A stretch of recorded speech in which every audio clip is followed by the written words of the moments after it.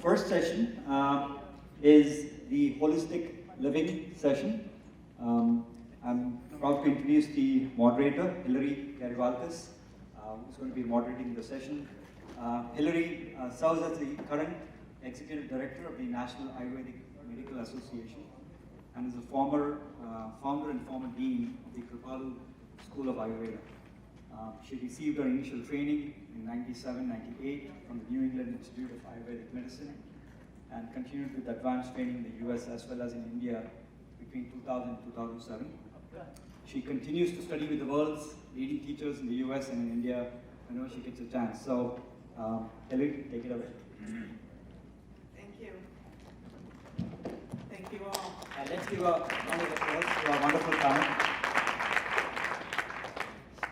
It's such a pleasure to be here, and I want to thank Sanjay and Jai and VHPA for putting this wonderful panel together and asking me to lead the panel for today. It's a privilege and an honor. You know, my path is focused on holistic living and Ayurveda very specifically as the director of the National Ayurvedic Medical Association. So this is dear and near to my heart, and I'm very excited to listen to all of our speakers as you all are today. I just want to read you a little bit about this particular panel, and this panel's a little different than the panels we've seen this morning in that we're each going to present our own talk, and then we will have some questions that I'll pose, and hopefully questions from the audience as well. Very unique and diverse group of speakers in the field of holistic living and wellness. So holistic is the realization that individual parts are deeply interconnected and explicable only by reference to the whole. As such, Mother Nature has always intended that we live in harmony and peace and do what is best for our mind, body, and self. Making a conscious effort towards self-improvement is a small step to a better life and in turn, the world. It means taking care of and nurturing our well-being, restoring the mind, body, and self to a balanced state of energy, living our life in a way that is both natural to us and the world in which we live. A holistic lifestyle benefits us physically, emotionally, mentally, and spiritually. Watching our diet, keep our mind and body active through the practice of yoga and meditation, but that's not all of what is involved with holistic lifestyle. On a physical level, it's about learning to listen to our bodies. On an emotional level, it's about keeping a positive mind frame, letting go of the negative energies and using our energies towards things that add value to our life. On a mental level, it's about embracing the fact that each one of us is unique. On a spiritual level, it's about spending time in nature and finding a deeper connection within ourselves. Consistency, regularity, and self-discipline is key in living a holistic lifestyle and keeping a positive outlook and attitude. So I want to, I just want to begin and just give a quick background of myself and my organization to just get that, you know, up and out of the way, and then I want to introduce our featured speaker, Dr. Rothenberg. I represent the National Ayurvedic Medical Association, which is an association that is trying to establish Ayurveda, our dear science, in the West and specifically in the United States. And we've been at this for about 20 years. And so we are here to bring this Vedic knowledge to a country and a world that desperately needs it. And if we can establish it well in the United States, it's going to set a precedence, you know, worldwide. So the work that we're doing is really important, and I encourage you all to learn more and be engaged, you know, with us in the process. So I want to introduce our speakers for the day, and then we'll begin our talks. Our first speaker will be Dr. Stuart Rothenberg. He's a National Medical Director of the Transcendental Meditation Health Professionals Association and Maharishi Ayurveda Association of America, a Fellow of the American Academy of Family Physicians, He was a Pulitzer Scholar at Columbia College in New York and received his MD degree from the New York University School of Medicine. Completed his postgraduate training in family medicine at the University of Rochester. Dr. Rothenberg was one of the first physicians in the U.S. to be trained as a teacher of transcendental meditation technique and to receive training in Ayurvedic medicine. He co-founded the first physician-directed Maharishi Ayurveda medical centers in the United States, specializing in treatment and prevention of chronic disease using an integrative mind-body approach that includes Ayurvedic medicine and transcendental meditation. And he'll be up in a moment to share. And then we have Sri Dinesh Kashkar Yogacharya with the Art of Living. He's graduated as a chemical engineer from IIT in Mumbai. He's considered a subject matter expert in the field of yoga and pranayama, conducting Art of Living programs for huge gatherings in India and countries like Japan, Taiwan, Singapore, Malaysia, Sri Lanka, Mauritius, Germany, Switzerland, Poland, Russia, Mongolia, goes on and on. His programs have benefited more than 500,000 people. He's in charge of the Sri Veda Agama Samskrita Mahaprachashala, a heritage school started by the Art of Living. So welcome to Sri Kashkar. And then we have Dr. Sailesh Rao. He's the founder and executive director of Climate Healers. Dr. Rao is the founder and executive director, a nonprofit dedicated towards healing the Earth's climate, a systems specialist and a PhD in electrical engineering from Stanford University.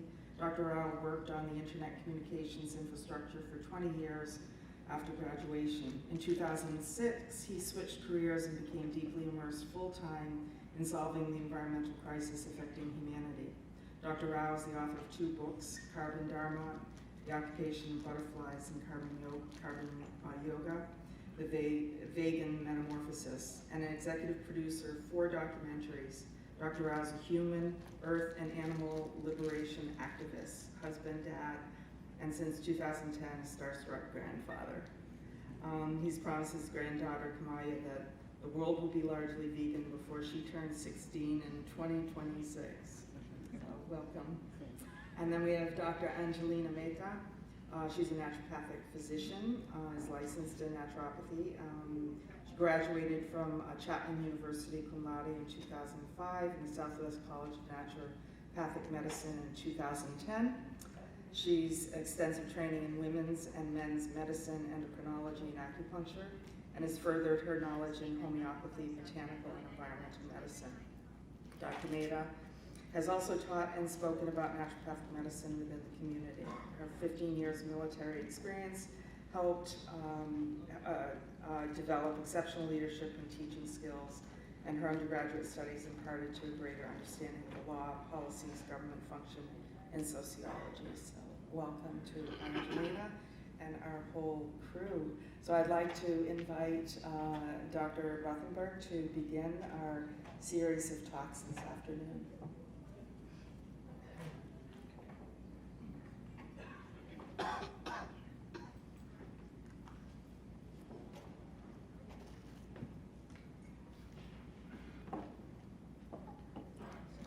I'm used to speaking at medical conferences where we have a lot of slides.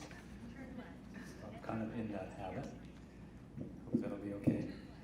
So far I found this conference so completely inspiring. I felt absolutely blown away. I'm very humbled to be following all the speakers who have preceded me.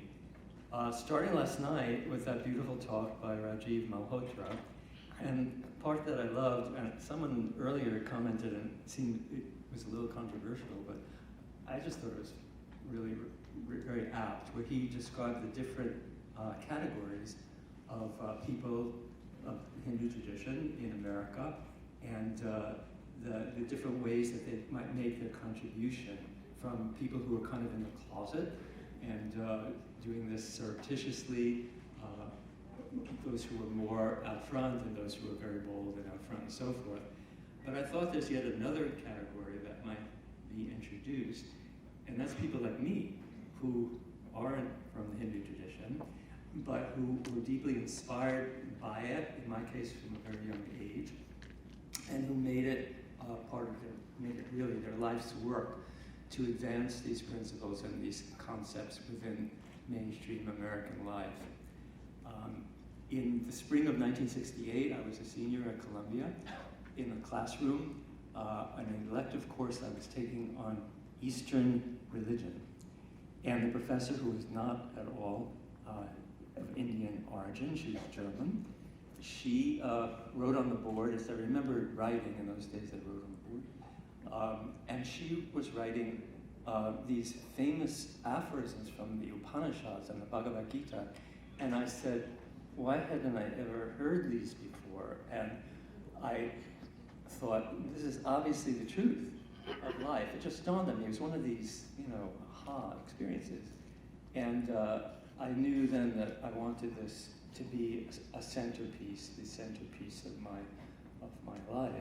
And I found ways to integrate it into medicine when I went on to medical school and so forth, which I'll tell you about more as we go on.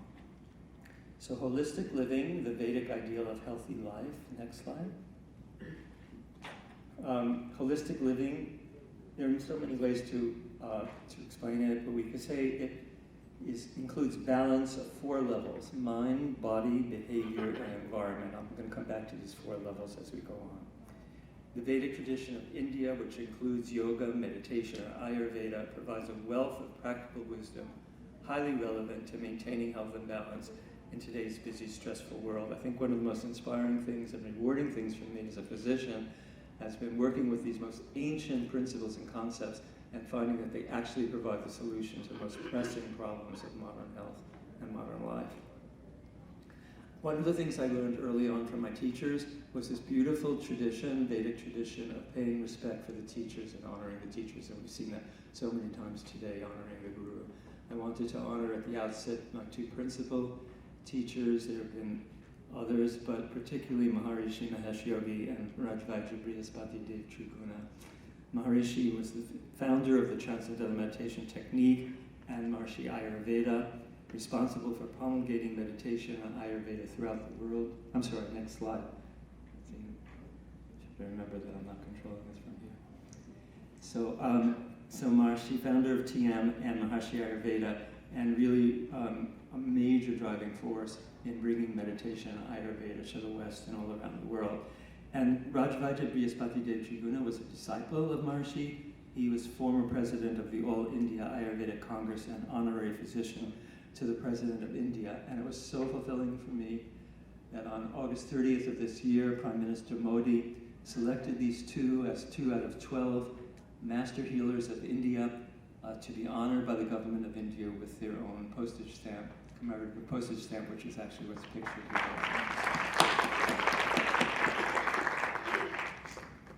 So I think if we're talking about holistic living, then we need to start with the Vedic concept of wholeness. What is holistic? So this is what blew me away when I was sitting in that classroom, was this idea of wholeness. This was literally the sloka that she wrote on the board that day, that professor, that clicked with me. Ayam Atma Brahm.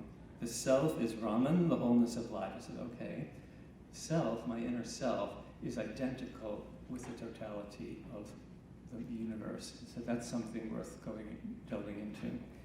And then another one, there are so many, but this one, especially cited in Ayurveda, Yata Pinde Tata Brahmande. As is the atom, so is the universe. As is the body, so is the cosmic body. So I think these are not fanciful philosophical statements. This is the reality, and it's ingrained in the physiology, in the human physiology, in so many ways. And when we have that as our vision, as our structure, our framework, then it makes us so much more effective as practitioners, health practitioners. The 3 areas that I was asked to briefly cover and to introduce, to pave the way for the other speakers: yoga, meditation, and Ayurveda. So in yoga, I thought, let's look and see what the government of India, how it defines yoga. We have this wonderful ministry now, the Ministry of Ayush, Ayurveda, yoga, etc. So Ayush defines yoga as a discipline to improve or develop one's inherent power in a balanced manner. It offers the means to attain complete self-realization.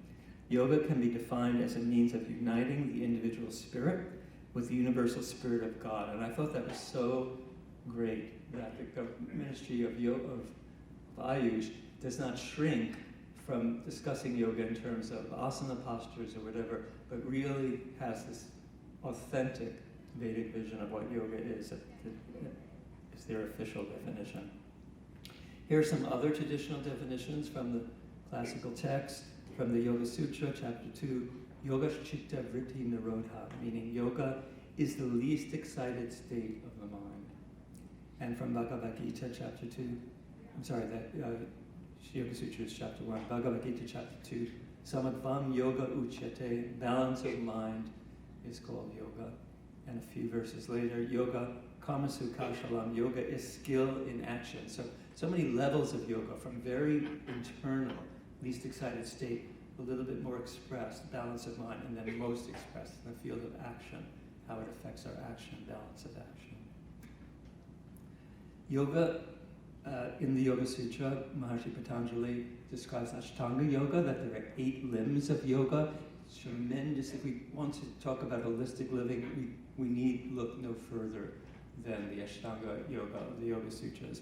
It includes behavioral prescriptions, exercise, the physical postures that have become so popular, asana, pranayama, breathing exercise, and mental practices, particularly meditation. Yoga in the US has become enormously popular. 1 in 7 Americans have practiced yoga within the past year, and these numbers have been increasing steadily from 2007 to the present.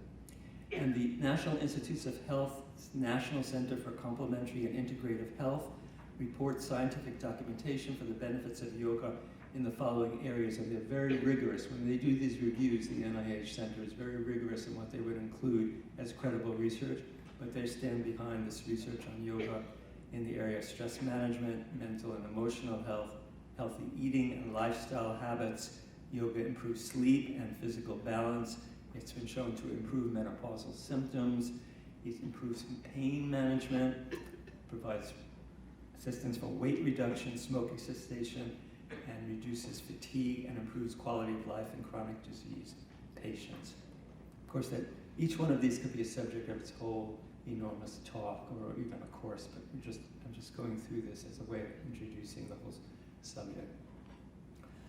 Out of yoga, we know in the Yoga Sutra, the last of the 8 limbs of yoga is samadhi. Samadhi is transcendental consciousness, unbounded awareness within. One of the great gifts that Maharishi gave to the world was to show that that is easy to achieve. It is not something that is difficult. It doesn't require asceticism. It's easily learned by anybody in any walk of life. And the system called transcendental meditation directly derives from the Yoga Sutra. It was maintained for thousands of years in the Shankaracharya tradition of India. Maharishi brought it to the West in the late 1950s, encouraged its scientific exploration, and so when I was a medical student at NYU, these studies were first coming out in Science, American Journal of Physiology, Scientific American, which has played a big role in my interest in learning transcendental meditation. Starting from those first 3 studies, the research literature has grown tremendously. There are now 420 or over 420 peer-reviewed published studies on TM to date. The NIH has granted research grants for over $28 million. So TM is a mechanics that is natural to the system, and what happens in TM is what's called transcending. The mind naturally settles down, goes beyond thought, beyond the gross thinking level, and progressively to more subtle states of thought, ultimately transcends thought altogether and experiences that state of inner consciousness, unbounded awareness, which is called samadhi in the Yoga Sutra. So it does not involve concentration, it does not require effort or focused attention, it doesn't involve contemplation, it doesn't involve mindfulness. And this is one thing that I find very useful in my medical practice, that this practice is very easily added to the daily routine, even for very busy people. It doesn't require any change of mindset or lifestyle, and it is completely without any particular religious affiliation. Though, of course, we recognize that all of these practices are coming from the ancient Vedic tradition of India, but they're universally applicable for people of all walks of life. And it's taught in the traditional manner by trained teachers in a one-to-one instruction by the teacher to the student. Some of the research results on transcendental meditation, a wide range of health benefits, including improved memory and cognitive function, reduced stress, anxiety, depression, and PTSD. Some of these others, I'm going to pull out 2 slides to show in a moment, but rather than just read through the whole list, if you're interested in learning more about the research or anything else about TM, I would refer you to the website at the bottom, which is www.tm.org. But 2 studies I wanted to mention that received widespread publicity. And several years ago, the American Heart Association released a scientific statement. They reviewed all the scientific studies on meditation and mental relaxation techniques on blood pressure. And they found that transcendental meditation reduces blood pressure. They said that TM may be considered in clinical practice to lower blood pressure, so this was publicized throughout the medical profession at the time. They did not find that for any other form of meditation or any other mental technique that has had scientific research in the area of blood pressure. And this study, which was one of the NIH-supported studies done at Medical College of Wisconsin, this is a randomized controlled trial of individuals who had known coronary heart disease and were followed over a period of 5 years. And the group that had been randomized to learn transcendental meditation was found to have a 48% reduction in death, heart attack, and stroke compared to the controls. So this is a very strong evidence that the mind has a powerful effect on the body, a powerful healing effect and preventive effect, that it could have such an important effect on something so physical as coronary heart disease. Last in the area of the research on TM, I just wanted to mention, because it speaks to one of the main goals of this session, which is to create a world that's peaceful and harmonious. In the Yoga Sutra, it says, Tat Sanidao Vairati Yoga, which means in the vicinity of coherence, yoga, hostile tendencies are eliminated. Now, it's deeply part of the Vedic tradition that there is a collective consciousness and that all of us are connected on a deep level. And through the practices of yoga, and particularly the practice of meditation, it stimulates that field of collective consciousness in which we are all connected. So these technologies are predicted by the Vedic literature to have an effect to promote peace and harmony in society. So in this cutting-edge research, and there's 42 studies now that have been done in this area, some of them published in very top journals, including Yale University's Journal of Conflict Resolution. These looked at large numbers of people practicing transcendental meditation and its advanced techniques in groups. And this is a slide showing a group in Washington, D.C. in one such study. And what has been found in these studies is a very significant correlation with these large groups practicing TM and reductions in crime rate, and even beyond the local area, reductions in distant conflicts and acts of terrorism, and even in war and global conflicts, depending on how large the group is.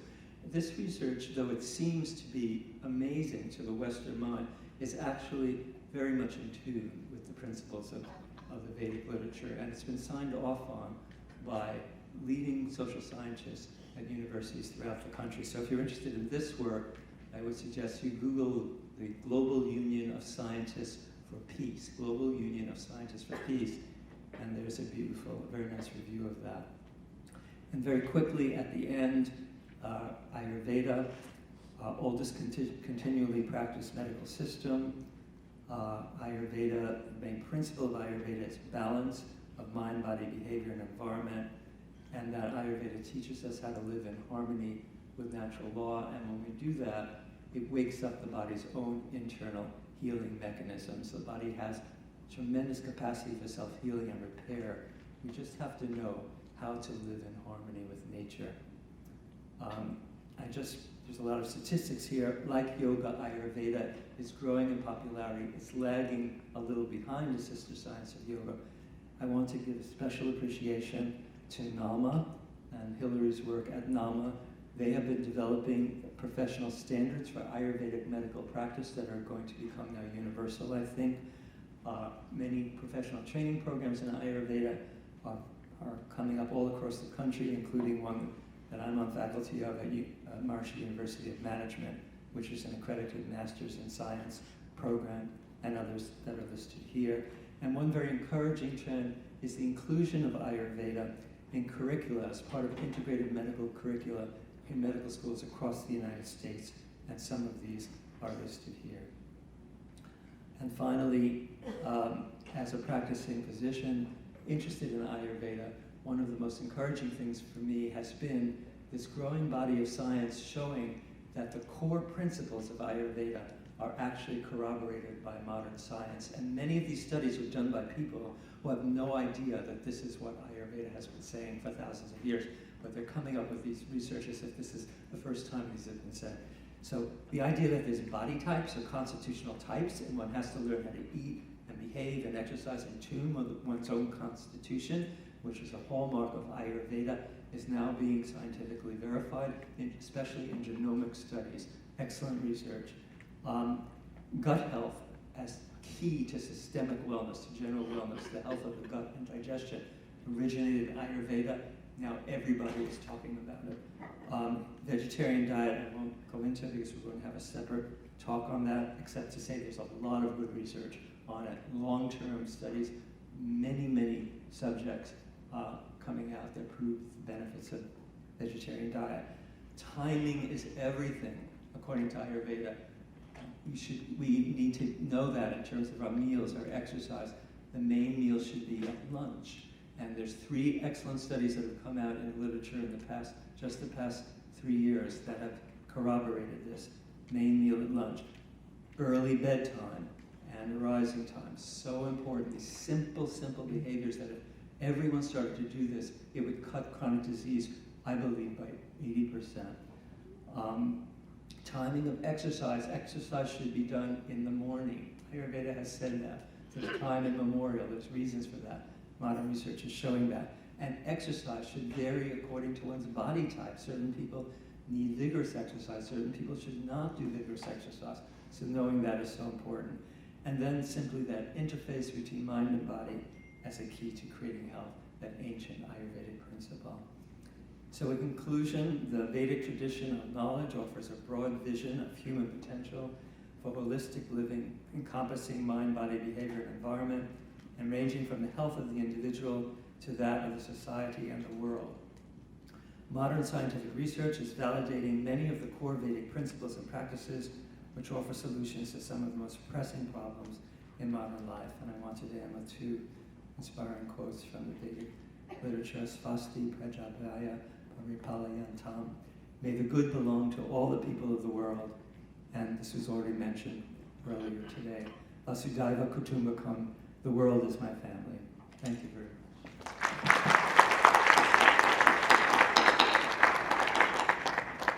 Thank you, Dr. Rothenberg. That's great. And we're going to move on to Dinesh. Wherever you go.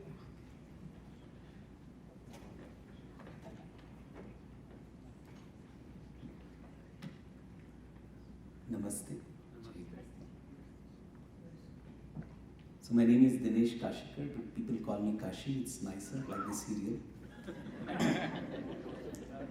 And I know I have time, a little less time. Let me start with the next slide, please. So this whole topic is about holistic living, about seeing a whole world where humanity comes together, peace, harmony. It seems very idealistic. Is it at all possible? And my guru, Sri Ravi Shankar, he says very nicely that world peace starts with individual peace. Unless we have some peace at the level of the individual, it's not going to translate there. And like Dr. Stewart said before me, yat pindetat brahmandi. The individual reflects in the microcosm, reflects in the macrocosm.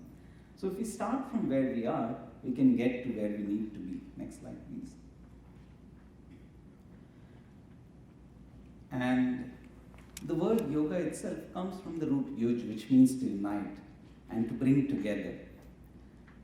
So uniting what? Uniting the loose ends of our existence. Maybe we are sitting here, but the mind goes somewhere else. You're wondering, lunch? Maybe that's why we all came back in so fast here. So, look, the body, mind, all of it needs to come together. And that's where our efficiencies grow. So that's how the practices of yoga, and here when I say yoga, I include asana, pranayama, meditation as yoga. The Bhagavad Gita gives us a very beautiful framework in which to make this happen through bhakti, through jnana, through karma. And all of these facets of yoga are something that we can use to make this union happen. I'm just giving a short overview of what I'm going to be talking, and then I'll plunge into the topics. And at Art of Living, what we teach is called the art of living, not the art of leaving, which is really what the Bhagavad Gita talks about, how we can translate meditation into work, as Dr. Slow very nicely put it, about the different levels of yoga. And we do this using Sudarshan Kriya, which Su means proper, Darshan is vision, Kriya is action. So literally an action that can bring proper vision. So a lot of times holistic living is all about seeing the whole and not the parts, or seeing the parts and looking into how it ties into the whole. So that's where we feel that Sudarshan Kriya is a very beautiful technique that can make this happen. Next slide, please.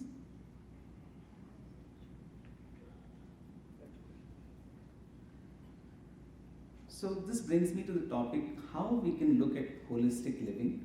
And the Vedas gives us a very beautiful framework, the Panchakosha.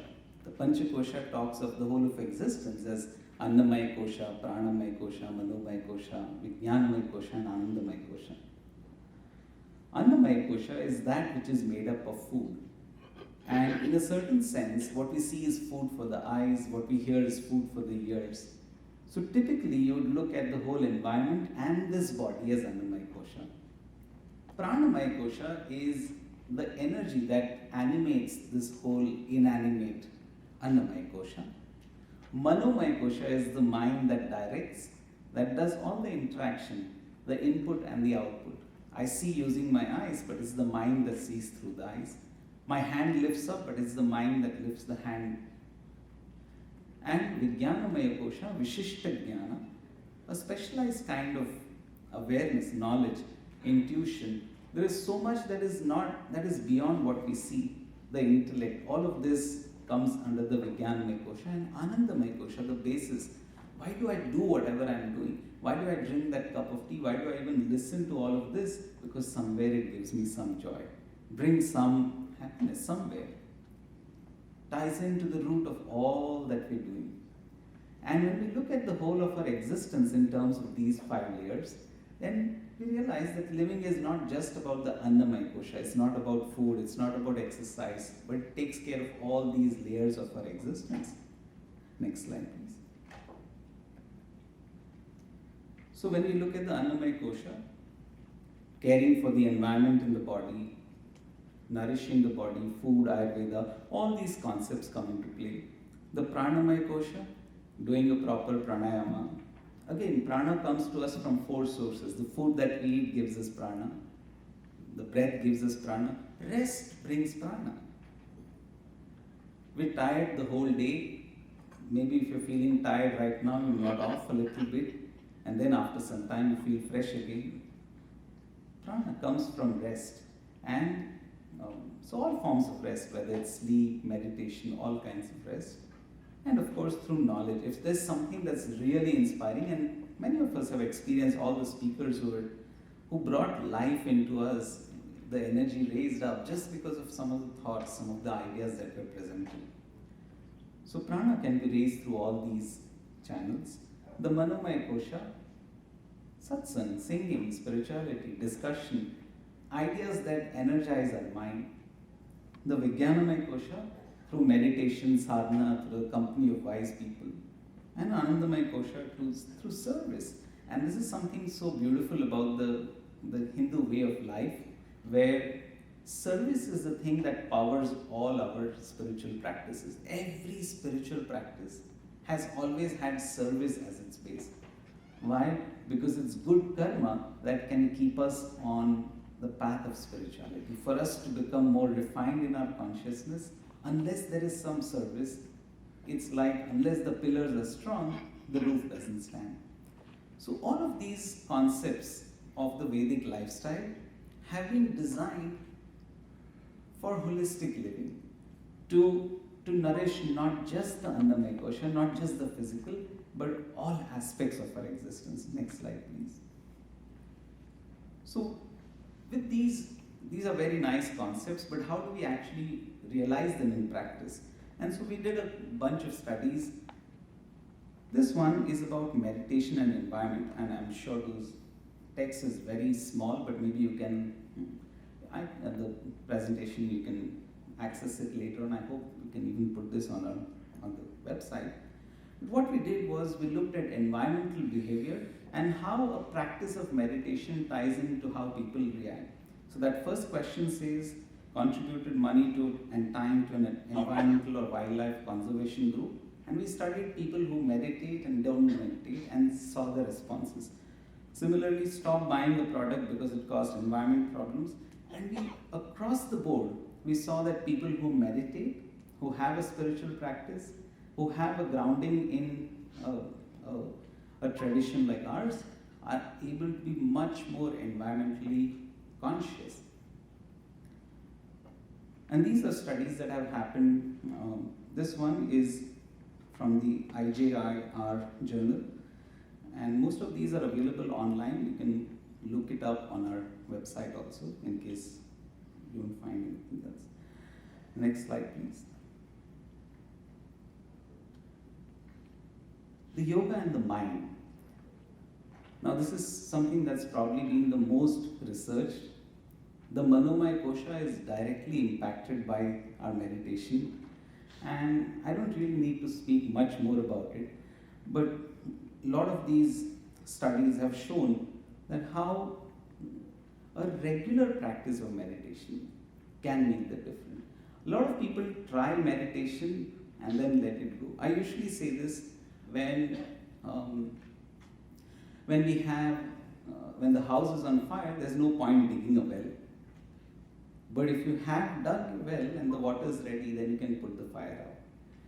And so that's why when it comes to all these practices, to make a difference to ourselves, I would say have a regular practice. Do something consistently and it will make a difference. And you can actually move on to the last slide. I have many slides which talk about research. But if I would like to sum it up, I would say integrate a practice into our lifestyle. Invest in time to get returns in time. Many of us are busy people and we know the value of investment. And if you invest in time in meditation, you get back time. We're not alone in an interconnected world. So what we do affects others, what others do affects us. And I think we need to really look at nourishing all aspects of life, not just a few of them. Thank you so much.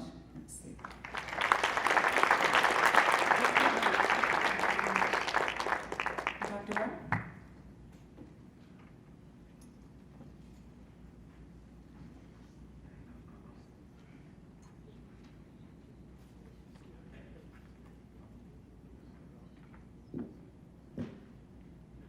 Thank you so much for this opportunity. Dinesh ji talked about individual peace and how it relates to world peace. And I'm going to begin by pointing out that individual peace begins on our lunch plate and our dinner plate. So I'm going to talk about veganism as a survival imperative. So before I begin, let me ask you, how many of you are vegan?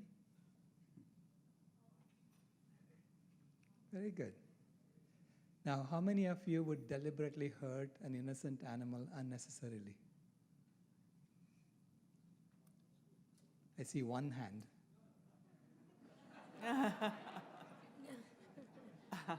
So that gentleman has been doing a lot of damage. Because you see, this today, over the last 12 hours, we have killed more animals than all the humans that ever died in wars throughout human history put together. That's the rate of frenzied killing that's happening on the planet today. And at that rate of killing, we are on track to wipe out almost all wild animals by 2026. I'm an engineer, and I spent the first part of my life working on technology. So I see that as my Western life. I mean, I'm grateful for that life because it helped me bring, the perspective that all of us are in this together. Because the West connected us all together, sometimes forcibly, but it's happened. And it also gave us the scientific method, which to me is a very systematic way of documenting our ignorance. And then in the second half of my life, I've been living the Indian, going back to my Indian roots, as I started working on the environment. And India has given me the gift of stories, stories that have tremendous symbolism and meaning, and the concept that the whole world is one family. Vasudhaiva Kutumbakam that you've heard of before. And I want to expand on that concept here. See, I went vegan when I started working on the environment within 2 years.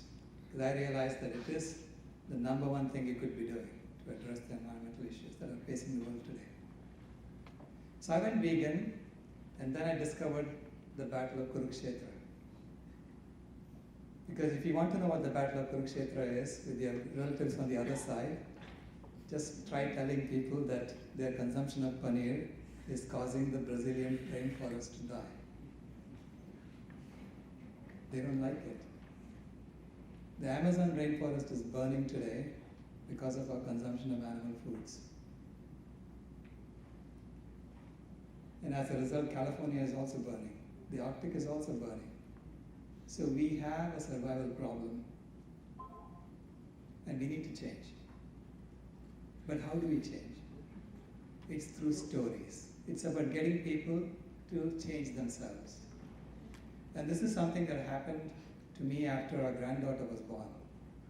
Because you see, my granddaughter has opened my eyes to the violence that is normalized in our society. She was being raised a vegan, so as a result, she points out the violence that she sees. I cannot even read the Mahabharata to her, because as I'm reading the first chapter, she stops me and says, "Why is King Pandu shooting a deer? Why does he think it's okay to shoot a deer?" So I realized that in the vegan world, we have to rewrite our stories as well, because it's no longer normal to kill animals. So one of our favorite stories is a story that I understood only after I started working on the environment. It's the story of Adam and Eve in the Bible. So Adam and Eve got kicked out of Eden because they ate the knowledge tree, the fruit from the knowledge tree, the apple.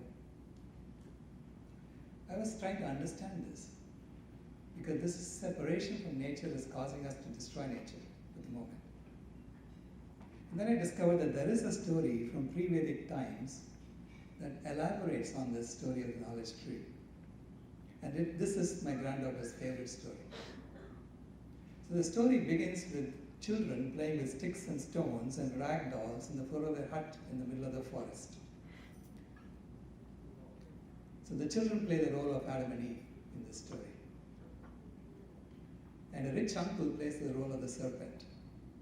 So the rich uncle comes to visit the children, and he says, "Why are you playing with sticks and stones when the wishing tree is right outside your hut? So go out under the wishing tree and wish for anything you want, and it will give it to you. Then you can be playing with real toys instead of these sticks and stones." The children don't believe him. How can there be a wishing tree like this? So they wait until the uncle leaves, and then they rush to the tree and they start wishing. They wish for sweets and they get them. And they gorge on the sweets and they get stomachache. They wish for toys and they get them. And they play with the toys and they get bored. Then they wish for fancier toys. That leads to greater boredom. So there was something about this tree that they did not understand. It grants you what you wish for, and along with it comes the exact opposite. Because that's how the universe is built, of dualities. The children didn't know that. All they knew is that they couldn't stop wishing under the tree, and the more they wished, the more miserable they were. Then they get to be young men and women. And now they are still wishing under the tree for what young men and women wish for. The four main fruits of the tree were sex, fame, money, and power. And with each comes its opposite, and the result was more misery and suffering for the young men and women. Then they get to be old men and women. And they congregate under the tree in 3 different groups. The first group says, you know, we were so happy when we didn't know about this tree. It has all been a hoax and a farce. And the story says they were fools, for they hadn't understood the tree. The second group says, we must have been wishing for all the wrong things. If we could go back and wish for different things, I'm sure we'd have been a lot happier. And they were bigger fools, but they understood less than nothing about this tree. And the third group was the most foolish of the lot, but they come under the tree and they say, we are so miserable, we wish we were dead. And the tree grants them the wish. And they're immediately reborn underneath the same tree. Because you see, the tree always grants wishes in dualities. Meanwhile, a lame child had been watching others from inside the window of the hut. He also wanted to go out and wish for a good leg so he could walk. But there was such a crowd of people under the tree that he couldn't get through. So he stood there and he watched, and he saw how the tree was making everybody miserable. The people who were wishing were miserable, people who were trying to get to the tree were miserable, all the animals were suffering because of all the wishing. And then he had a brilliant flash of insight. He understood the tree. And with that understanding, he began to feel a well of compassion come from within him for all the suffering under the tree. Then he lost the desire to wish. He became detached from the tree. And with that combination of compassion and detachment, he was the happiest of the lot. So that's where the story ends. Then we have the Upanishads. In the Upanishads, they tell you what they taught you in the stories, right? So in one of the Upanishads, they tell you that the wishing child and the watching child are inside each one of us. That's our duality. And the purpose of meditation is to get in touch with our watching child and to observe our own wishing child and to be compassionate and detached from our own wishing child. So that makes it seem like if we want to be happy, you need to step away from the universe and just observe and not act. And this is exactly the question of the Bhagavad Gita. Because in the Bhagavad Gita, Arjuna asks Krishna, why should I wish under the tree? You are God, you do all the work. I'll just sit here and meditate upon you and I'll be perfectly happy. And Krishna says, no, you have to wish under the tree. You have to act. And then he taught him how to wish. If you go under the tree and you wish for the benefit of everyone else, and you say, I don't want anything from this tree for myself, you'll be perfectly happy wishing under the tree, and everyone will be happy because of your wishing. Is that what we have been doing as a species? We are the only species that has access to this knowledge tree. We should be wishing for the benefit of every other species and saying we don't want anything from this knowledge tree for ourselves. If we did that, everyone will be happy because of our wishing. So the second story I want to tell you is what happened to my granddaughter. When she was about 6 years old, I was reading her a story in bed. And at the end of the story, she asked me, Grandpa, who were the first human beings? And I tried to explain to her about evolution. I said, imagine that you're standing on the street and you're holding your mother by your hand. You get your mother to bring her mother and stand by her side. You create a long line of mothers on this side of the street. And on the other side of the street, you ask a chimpanzee to do the same thing with her mother, her grandmother, and so on. By the time these two lines go from Phoenix to Tucson, they will merge. There'll be only one single line, because both lines are going to say, that's my mother too. Immediately she sat up in bed and she said, what? Are you telling me that animals are my family? And I said, yeah, now that you put it that way, they are your family. She said, then why are people eating my family? And she started bawling. She said, Grandpa, make them stop. They're eating my family.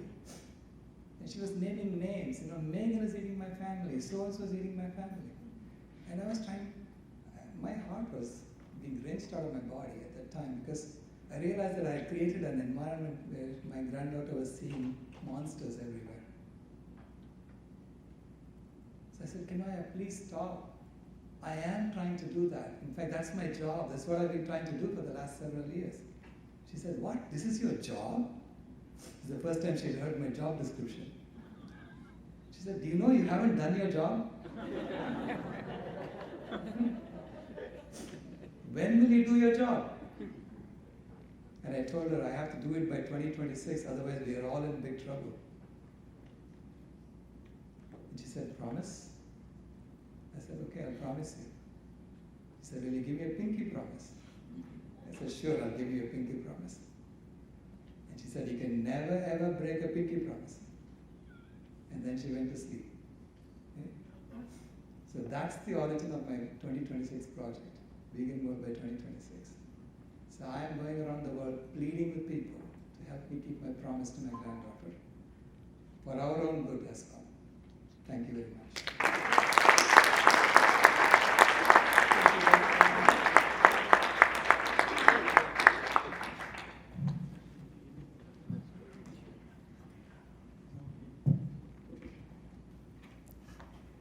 I grew up wanting to become a doctor. My dad made it seem so fun to be able to care for his patients with the flexibility of being the practice co-owner and wholeheartedly enjoying helping his patients. Coming from a background where prevalent in conventional medicine, in my father, extended family, and friends, while at the same time growing up utilizing my mother's traditional home remedies and herbal remedies, has been an interesting journey. Finding my fit in naturopathic medicine is a product of several milestones in my own life, as well as observations of health and effects over the years. My biggest debate in life was settled while in naturopathic medical school. It was an easy decision for me to opt for naturopathic medical school over conventional medical school once I found out about it, because it harmoniously intertwines this internal debate that I had had my whole life with science versus faith. It was fulfilling to read some of the peer-reviewed research about things like fasting, plant-based diets, and prayer. Next, menstrual pain is a very common issue, but it was news to me when I first heard that it is not normal. It has become more prevalent over the years, so I see that women are commonly advised to fall back upon oral contraceptives as an answer. However, with diet, exercise, and nutritional supplementation, I have been able to address some of the root imbalances rather than simply masking the pain and discomfort with drugs indefinitely. My biggest concern with this practice is really how infertility has blossomed into a silent epidemic, where hormonal contraceptives have now delayed addressing the root cause that you have to get to before you can successfully start a family. This downward spiral is amplified by then people becoming older and when they are able to try to start having families. This history and experience has led to my passion to help couples naturally conceive in order to produce the healthiest and safest outcomes or at least augment some natural therapies along with reproductive procedures to improve chances and minimize risk. Another huge battle that has come to light in more recent years is how common anxiety, depression, hyperactivity disorders it has become. After my deployment to Iraq while serving in the United States Marine Corps, I was in a unique position to be stationed off base on a compound in the city of Fallujah. Being exposed to this type of war with no front lines was difficult to assimilate, especially after returning home from that environment. The transition back to a normal life proved particularly difficult for those of my peers who did not have faith and family unity to support them. I was lucky enough to have these two assets due to my guru, Buddha Pramukh Swami Maharaj. However, I'm not here today to talk to you about myself. I want to explain how my decade of experience in outpatient care has shown that lifestyle changes can powerfully affect the status and prognosis of medical conditions. For context, by lifestyle changes, next slide, oh yeah, perfect. By lifestyle changes, I mean diet, exercise, meditation, yoga, nutritional supplements, ozone therapies, homeopathy, environmental medicine, biofeedback, Ayurveda, Chinese medicine, and alternative therapies in general, where common belief of disorders like arthritis, allergies, cardiovascular disease, and even cognitive decline are often treated to palliate instead of cure. Nature offers unique remedies that facilitate the body's innate ability to heal itself. To illustrate this, I would like to talk about 3 separate case studies of mine. One of the most common presentations I see in practice are rooted in hormone imbalances that lead to an array of symptoms. For example, one of my many cases that fall in this category are a 34-year-old female who presented to me with fatigue, weight gain, acne, headaches, and mild anxiety and depression.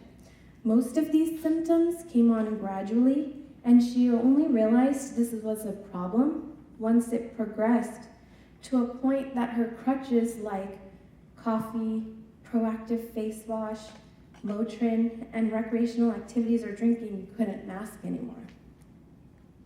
After a mere 2 months of working with her, she has lost abdominal weight that reduced her BMI back to a normal range from overweight. She no longer experiences PMS before or during her menses. No more acne. Her headaches reduced from a pain level of 6 out of 10 daily to 2 out of 10, only 1 to 2 days a month. And her anxiety and depression are controlled, and her energy has doubled from 4 out of 10 to 8 out of 10. Next slide. Sometimes the power of nature can help someone reach a point where it makes better sense to utilize the advances we have accomplished in medicine. A 55-year-old male was brought in by his wife, obviously, to see me after I helped their daughter reverse and control lifelong allergic reactions despite constant medications. The patient's heart had a severely diminished ability to pump out adequate blood with each pump, but he refused the option of surgery based on the prognosis that he had read about. Continuing in his work-stressed life without treatment was a problem that his wife did not want to face the consequences of. After working with him for a few months, his ejection fraction improved despite what he was told, and with the naturopathic side effects of improvement in weight, blood pressure, quality of sleep, energy through the day, and reduced inflammatory markers on labs. At this point, I had built trust and was able to guide him to accept the positive impact the advised surgery would have on him. His surgery went smoothly, and he is now in a better place to maintain his health with the continued lifestyle changes that he has implemented previously.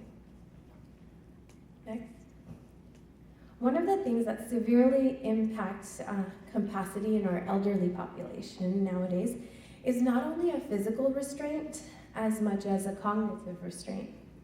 My 82-year-old female patient is brought into me by her son every month to remain proactive with her Parkinson's and recurrent urinary infection history.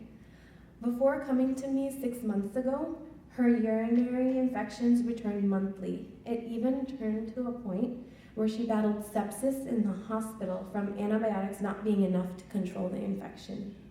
She amazingly survived that episode, and her son decided he needed to take action. It was beneficial that her son could bring her into my office because she was practically unresponsive when I first met her. After only a couple of visits, she not only stopped experiencing urinary infections, but also regained her muscle tone enough to start urinating on the toilet again and no longer needing a catheter to void. This was simply the power of bladder ozone insufflations. Further, her cognition went from no facial expression and rare responses to full facial expressions, including smiling and recognizing people, and even those snarky comments that made her son feel like he had his mother back. Within just minutes of just one IV of glutathione, the master antioxidant and immune support in our bodies, she was able to recognize me, talk about the weather, and express her preferences again as well. Obviously, without doing anything else, these benefits may not last long, so she needs regular care. However, as a naturopathic doctor, I value spending time with my patients to discuss with clarity their concerns, as well as educate them on how they can take charge of their own health. Over a period of 3 to 9 months, I've usually educated my patients to a point where they are empowered with the knowledge to take care of themselves. But the real reward lies in the fact that the naturopathic medicine paradigm of treatment does not separate conventional medicine and traditional medicine, but it combines both to treat the root cause and aims to restore the whole individual with an individualized plan. The art of tailoring treatment plans to each individual has been enjoyable and refreshing. I believe the key to living your best life is to be proactive with your health through a holistic lifestyle. Modern medicine has advanced exponentially in life-saving technology and procedures, but it's up to us to determine the quality of that life that we are extending. There are now hundreds and thousands of peer-reviewed studies that display the benefits of lifestyle therapies like meditation, mindfulness, as everyone has touched on, nutrients, herbs, exercise, sleep, hyperthermia, fasting, reducing radiation and toxin exposure, and much more on health and medical conditions. And I trust in both the cutting-edge technology and the ancient wisdom that has empirically helped hundreds of my patients improve the quality of their lives. Thank you for your attention.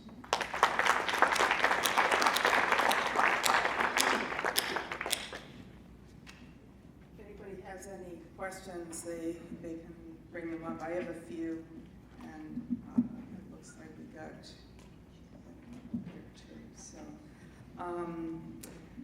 just in general, you know, I know what it's like to have people come to see you, talk to you about what you do, and are often overwhelmed with where do I start and what do I do, you know, to get on this path. They're feeling lost in many ways, you know, depending on whether it's a spiritual crisis, an emotional crisis, or a physical crisis. So my question is, you know, how do you walk people into a holistic life?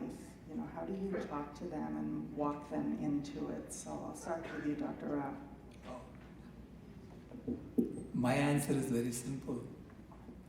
Go vegan first. The rest will follow. Because you see, Vasudhaiva Kutumbakam includes all life. It's not just all human beings. It's all life, it's our family. Thank you. Thank you, Dr. Rao. just reminded of a beautiful part in the Bhagavad Gita early on. I don't know if it's chapter 1 or 2, where Arjuna is so despondent and paralyzed.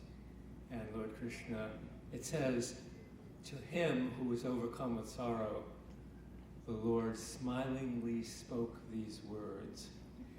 And I know in the commentaries how the commentators say that that was the first therapy, that when the Lord smilingly spoke these words, he transmitted that this was going to be easy, that no matter how deeply despondent and trapped that individual was, that from the point of view of that cosmic intelligence, which is within every one of us, this is not difficult because it's just inscribed in every cell of our body. So I think the starting point is for we as practitioners to convey that inspiration.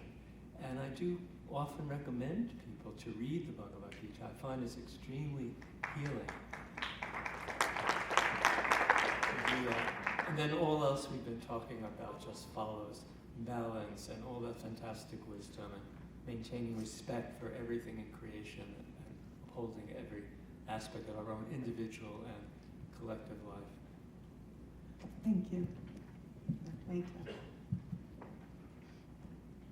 So I think that it's really an entire lifestyle. It's a change in mindset. So usually approaching it tailored to each individual has made the biggest impact that I've seen. But most of all, it does require this level of intuition that most of us have grown up ignoring, learning, being taught to ignore. And I think when we follow that intuition, that is that faith's guidance that tells us innately what's right and wrong. And I concur with what Dr. Rothenberg and Celestji said as well. So I really feel that it's not about convincing, but about conviction.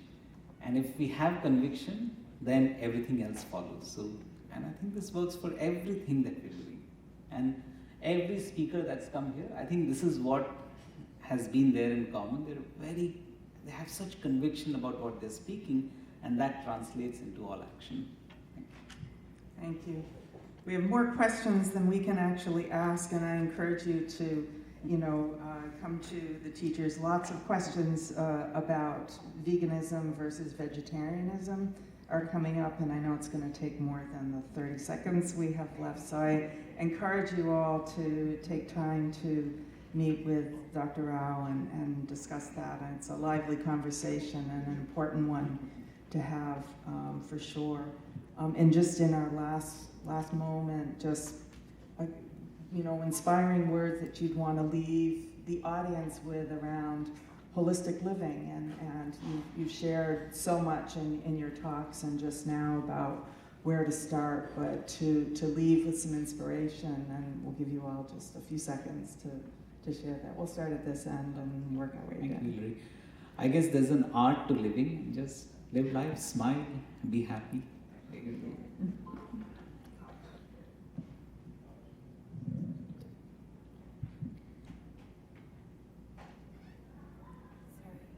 Blinked out. Just some inspiring words around living a more holistic life and how people could begin that journey, but just to leave some inspiration. Sure. I think the way that it manifests will be different for each individual. And so whatever one step you can take that step consistently, and you will blossom into your own version of what you're supposed to be. Thank you. I've just been so inspired by this meeting so far, and hearing the internal conversation of the Hindu American community and the potential power of this community, and all the exhortations that are coming to everybody to be more high profile and to make a difference. So my thought is just because it is really a field, it's really true that we're all connected. There is a field of collective consciousness. We each are an individual expression of that. That anything each of us can do as individuals and collectively as a community is going to help to tip the balance towards a more compassionate, peaceful, and harmonious and healthy world. So I just want to just encourage, and I'm taking, of course, this direction myself, is just do whatever we can, whatever walk of life that we can, to support this knowledge and to actualize it in the world. Thank you, Dr. Rao. Yeah, I'm going to say that we are in a battle. The battle of Kurukshetra, Dharmakshetra is happening right now, and you cannot be a spectator. You have to take sides, and please join the good side. Thank you very much. Thank you to all of our esteemed guests and speakers. We really appreciate it. And take time to come up and talk with us, and throughout the rest of the conference, we're happy to share whatever we can with all of you. Thank you.